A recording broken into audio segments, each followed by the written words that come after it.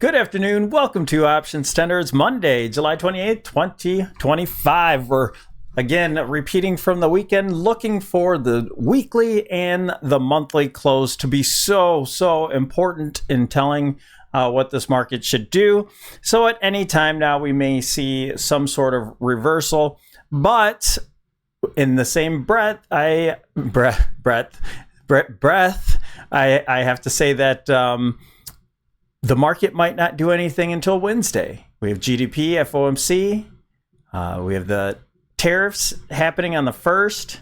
So we'll see what the market does. But in the meantime, I'm going to keep pushing those shorts into any new highs. Okay, we're in the danger zone here. And let me close this up. It's the usual suspects that are holding the market up. The VIX is up, market's up. That's usually a good little cue there. And then we're very complacent. Trend is contrarian.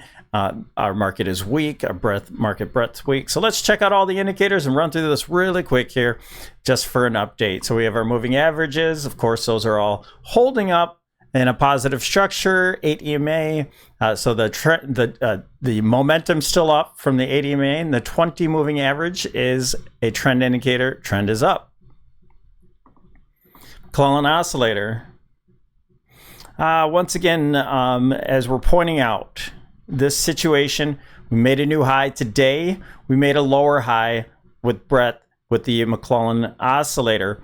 All right, very similar to this situation here where we made a new high. We made a lower high.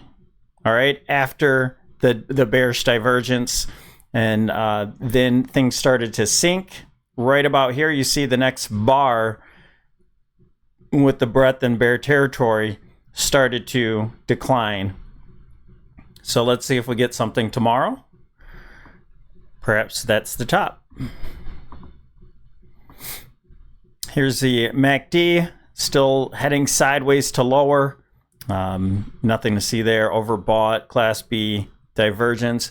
And this is what we're looking for the near term because it's a little more sensitive. It's the slow stoke. It's starting to cross over, and we want to see that cross the 80 line. So let's see if that happens today or tomorrow. Coming up soon here. And then the DeMark is still counting its way up. Got a lot closer to the 9 count than I thought would happen. So we're at an 8 count.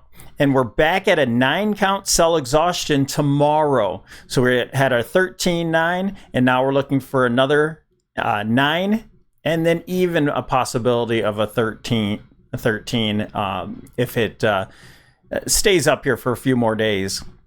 5 to be exact, so that would be next Monday. So 9 count as of tomorrow. All right. Let's see if NDX has the same count. So we're on a little bit different of a DeMark count here. You got your 13 cell signal, and we're working up a new. You had the 9 here come a little bit separate, and we're working up a new count. So not a whole lot to compare it to. And let's go over to the awesome oscillator. We have negative divergence there. Of course, nothing's changed there. Let's go to SPY. Get that money flow index, one of my favorite indicators for catching a reversal. Now we're in the consolidation. Is it breaking out to the upside? Do we get another overbought situation? Really just getting tight in here. So let's see what happens.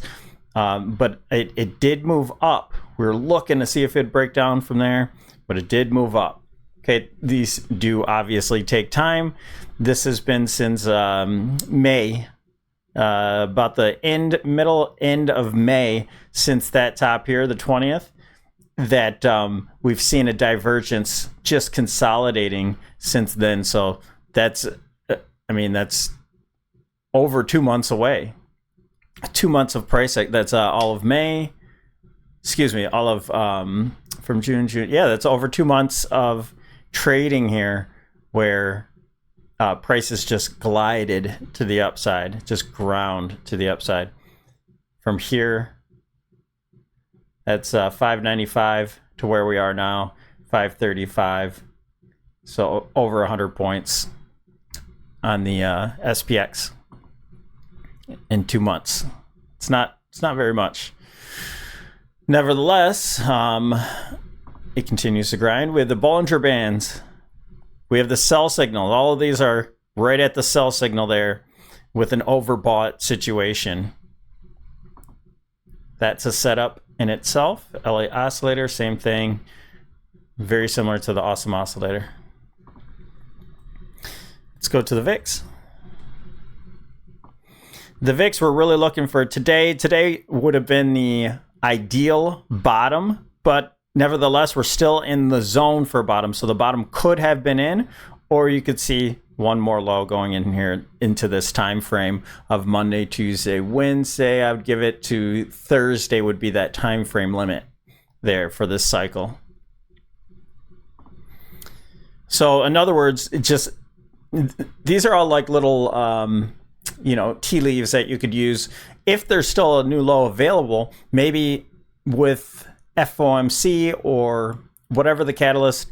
Maybe there's a slight big pop there on earnings Wednesday, one last little drop to let the market make one more new high, or even the market can make a lower high with the VIX making a lower low.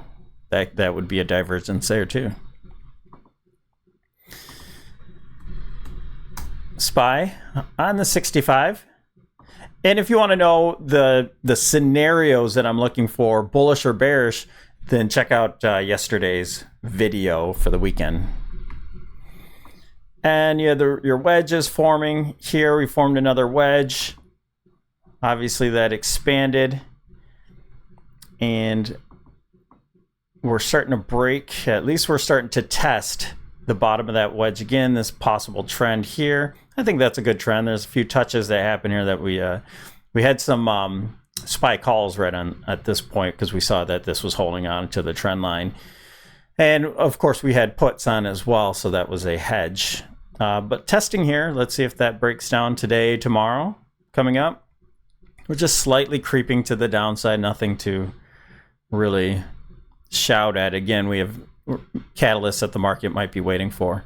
So the moving average is starting to fight with that 20 moving average. So trend is still up technically in the 65 minute. MACD rolling over here, getting a red histogram. And we have the RSI with negative divergence on that new high today.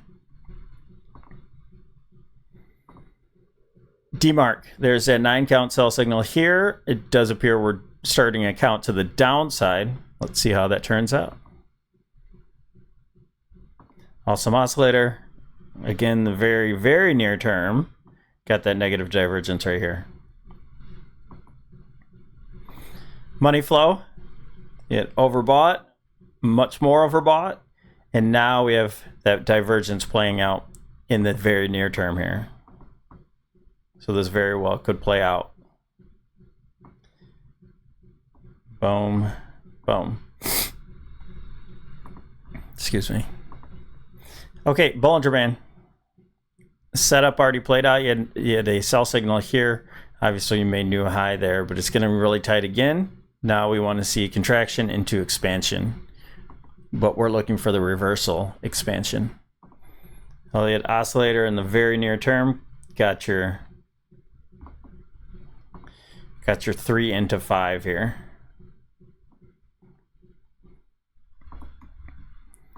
All right.